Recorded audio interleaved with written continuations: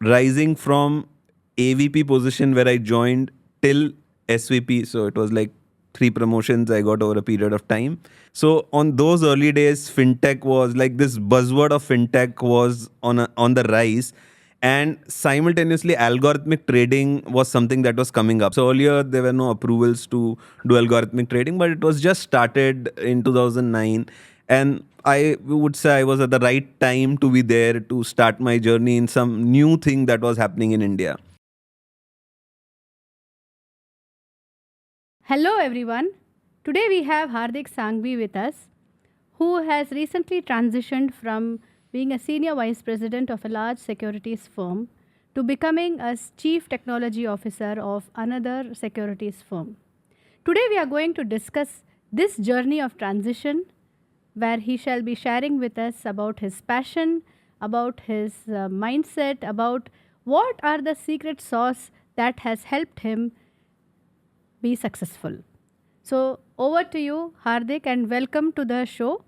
And very happy to be part of your journey and see this transition happen from where you started with us to where you are today. So, tell me, how are you feeling about this whole journey? Thanks, Radhika, for the introduction. And yeah, it feels wonderful to work with you and have transitioned to a larger role in the last 8, 9 months.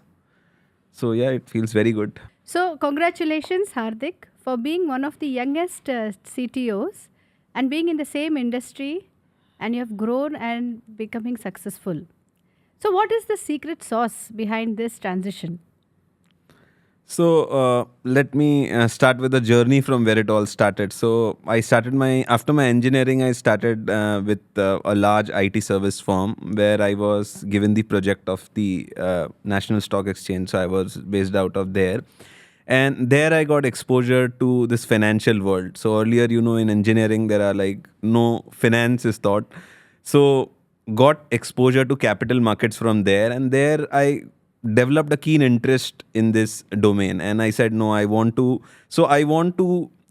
in my early days I was confused between a career in tech versus finance. I worked there for a couple of years, and then I started my journey doing a CFA. So I thought, let me move from tech to finance and let me do my CFA. So I started doing my CFA. I cleared my level 1, but then at level 2 there were some hurdles. As in, I was being recognized for my work in tech. Definitely, finance was something that I was interested in. Then came the emergence of a third field, which is a fintech. So on those early days, fintech was like this buzzword of fintech was on the rise, and simultaneously algorithmic trading was something that was coming up. So financial firms were finding developers who could understand capital markets and they have a background of technology. So that's where I entered into one of the startup firms, which were very early stage financial service broking company in capital markets. They had very recently started at that time. So I joined them in early 2010, and they had started in the late 2008 and early 2009. Like, they were initial foundation stones. And then I started working with them. So there I was working into their proprietary trading setup. So they were like a combination of traders plus uh, programmers like me. So we were a couple of programmers understanding capital markets, and those traders would tell us like what to code, what not to code. So it was like a very lively environment, and you have to see the dynamism of the trading floor, where there'll be a lot of noise, there'll be a lot of stuff going on. Markets are very volatile, and there it was a different world altogether, and I was very excited to be part of that. And plus the knowledge of capital markets and the tech that I had gained over a couple of years till that time was really working out, where I could understand what they were able to tell me. And plus I was also helping them in coding their strategies. So they had strategies in their mind, and I had the coding knowledge on my fingers. And So I would code whatever they want and give them output in a very short period of time so that they could execute their strategies in the markets. So that's how my journey to this algorithmic trading domain, systematic trading, algorithmic trading, whatever you would say, and plus Indian markets were just starting in this journey at that time. So earlier there were no approvals to do algorithmic trading, but it was just started in 2009, and I would say I was at the right time to be there to start my journey in some new thing that was happening in India. So that's where I started my journey. I spent around 4 years. From there, I got transitioned from a proprietary trading world to an institutional trading world where you don't execute trading strategies for yourself, but for your clients. So clients would provide large orders to execute, and from there, the algos would run to execute them. Here, the essence, the goal is to have minimal transaction cost of their orders. So basically, it's the impact cost that they want to minimize on when they are executing their large order. So that's where there's a difference between this proprietary trading where the purpose is to generate alpha, but when you move into institutional trading world, the purpose is different, and there are different strategies that you would write.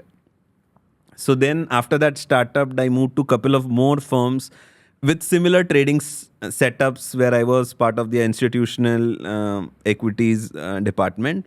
And from there, I had my last stint of like almost 9 years in a run where we started with like that firm had all the vendor products when we started with, and they were running with all the vendor products, and they wanted to do something in-house so that they could reduce the dependency on vendor solutions and provide customized solutions to clients. So like institutional clients are very demanding in terms of, okay, this is the kind of customizations that they want in strategy. So earlier they were not able to provide, but then there was a vision to do that. Like we want to reach at that point where we have our own solution developed in-house so that the firm could offer customized solutions to clients. So that's where we started our journey 9 years back, and then put a team in place, developed solution in-house, and now the firm is doing very good. So they have a solution in place. They are able to offer clients all their customizations, and the firm is doing really very good. So I had spent close to 9 years in the firm, rising from AVP position where I joined till SVP. So it was like 3 promotions I got over a period of time. And then I reached SVP position, and I was doing quite well at that position, had a very large team to manage, and things were very good. But then suddenly I got an opportunity from another firm which wanted to do the same thing that was done. They also wanted to venture into this world of customized solutions, offering customized solutions to their clients. And that's where I was approached for an opportunity. And here I am now. I've transitioned from my old role of SVP at a large financial service firm to a CTO role in a new organization where I've started my journey. Superb. Thank you so much, Hardik. A couple of points actually you mentioned was very, very interesting. That actually prompted me to think about the next question, which was a lot of people today, fintech is really a very buzzword today. Yeah. And including things which are in IT, AI, data, they are all like really, really buzzwords. And everyone wants to be part of it. Everyone wants to ride the high tide, as they call it, right? And here I find that you were actually very interested in finance, and you figured out a way. So, how do you think that should people follow trends? Should people follow passion? What really worked for you? So, see, right from the start, so when I started my engineering, I could sense that I was very good at programming. I know how to develop solutions. You programming is like one bit, and then you have that nag of connecting solutions, like how to connect the dots and plus. So most people I see, they are very good at technical stuff. So they can code very well, develop a solution, and make it market ready. But then there is a combination of people who know technology plus domain. So I think the thing that worked for me is like I went into that domain path, somewhere left it and came back, but that small journey which I had to learn about the domain, so that helped me to accelerate my career, because it's very important. So when you're talking to traders, so mostly my all my applications were like, you put all the trading ideas that are in the minds of traders into a solution. So it's very important that you understand markets, you understand their lingo. Otherwise it becomes very difficult for them to communicate. They said they don't want to talk to any programmer. They want to talk to a programmer who understands their language, who understands what they are saying. So I think the thing that worked in my favor was that combination of tech plus domain knowledge helped me a lot. Fantastic. Yeah. Actually, many people whom I interact with, especially from the IT background, they become so focused on only one aspect of IT. Yes. And you brought out a very interesting and a wonderful aspect of having multiple intelligences, so to say, which eventually helps you to specialize and in one domain. So while tech is the main domain, having knowledge of finance actually helped you to be the best in your domain. And that really tells our audience that just don't be too, if in case you are really wishing to be progressive in nature, it's always good to cross skill yourself and identify areas which are going to build you as a holistic person.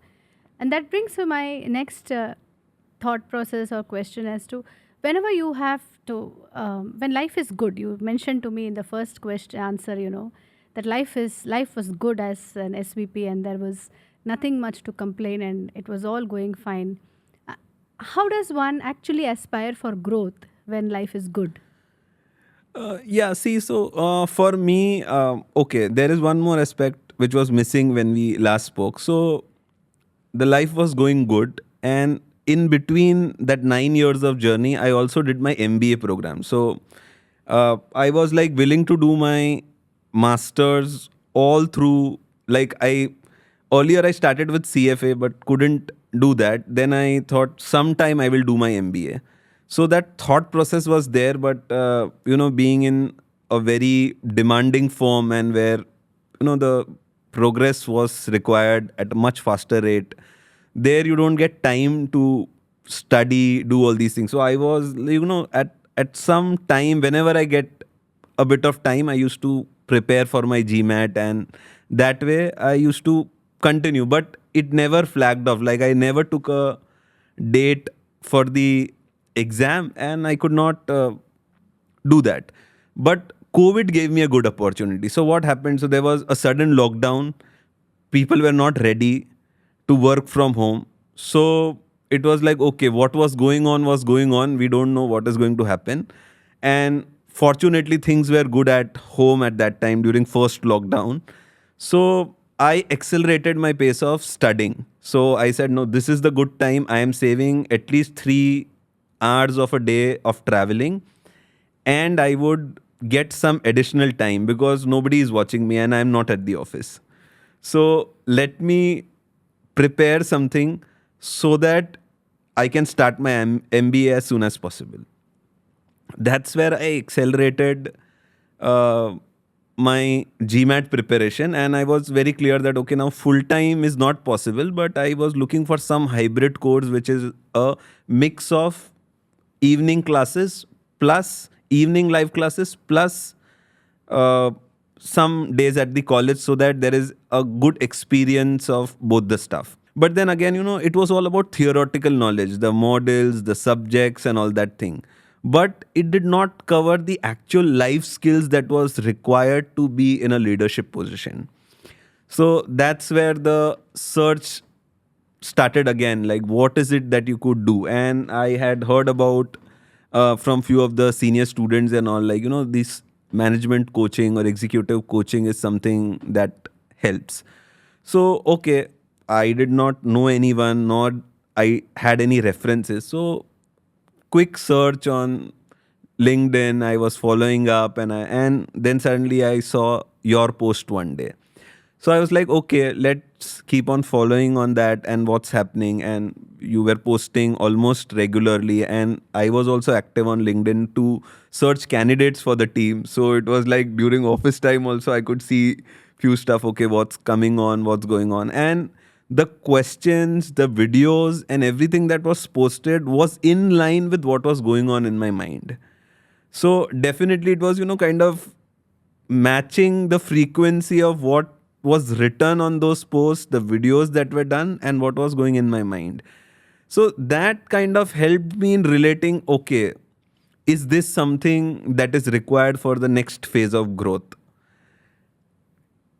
That's how I spoke to multiple people. Then there was a Future of India summit that was happening. So that was an opportunity to see. So to be very frank, earlier I was skeptical about, okay, investing some amount of money, and I did not know anyone, right? If I know a person who has already done that, then that becomes a reference point. But I saw none of my connections had done that, so very skeptical about it. But then I connected with you multiple times, and then there was this Future of India course, that some summit that happened, and then okay, this is a good opportunity to, at least meet people, what's going on and what not. So that was the time when I met you, the community members, and there was a feeling, no, okay, this is the place to be. Wow. Thank you so much, Hardik. So these were all career changes that you shared with us. What are the personal changes that you went through as part of your transformation journey?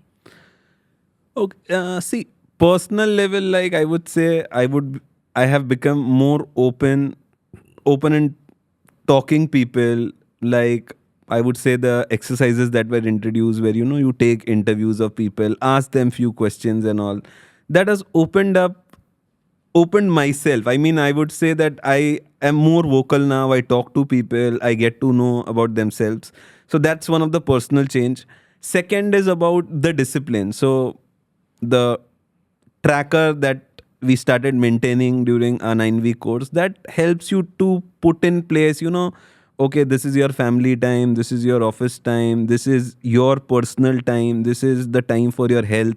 And definitely I would say I'm not following that tracker on a day-to-day basis as is the way it was thought, but there is something that has, put into the mind, and the mind has been programmed now in such a way that you know that you have to allocate time to all these 6 7 things in a day to your life, so that they are all covered. Many may not be covered in a day, but then still that you have to go back to that 6 different things in a day, so that the journey continues.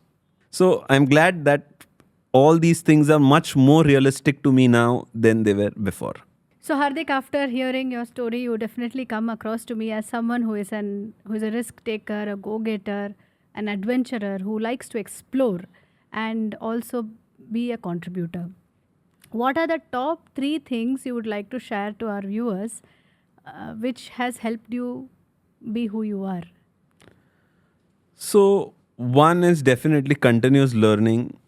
So that journey for anyone should continue, because the day you stop, at least in tech world, I would say the day you stop learning, you are gone. I mean, you won't progress any further, because there are so many new things coming up that you have to keep yourself updated and try to see how to connect those new things to the business problems that you have in hand, so that both there's a progress on both the sides, like you would progress and your company that you're working for will also progress.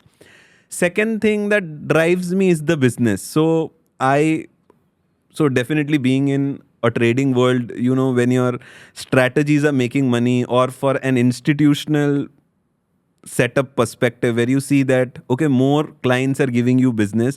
So, that really drives, and that really drives the business people also. So, when they come to us with a problem that they have in hand, and then as a combination of fintech professionals, if we give them solutions, it really helps them connect with their clients, come back to us with a feedback, and that really drives, saying that, okay, no, client was happy with the solution that was provided, client is happy with the services that we are providing to them.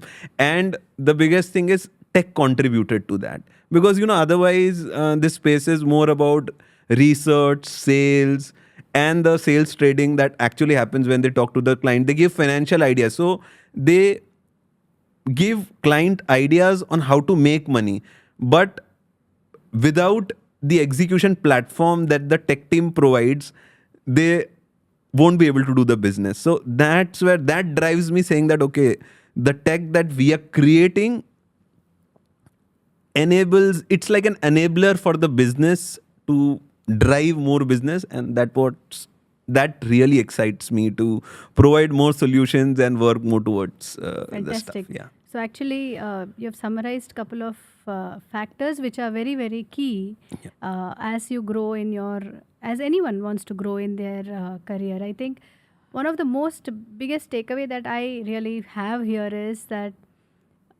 while you said it is a continuous learning, I think it's also more learning and cross skilling yourself and constantly seeing how your work is impacting the business side of it, and it is creating more value to the company. I think if people start aligning themselves to goals which are similar, I think people who are aspiring, especially people from the technology space, if they start aligning their goals along with the goals of the business teams, I think it will be a great win-win for everybody. Very true. So thank you so much, Hardik, for coming us and sharing your journey with us on this podcast. It's been wonderful knowing you and wonderful to be part of your journey.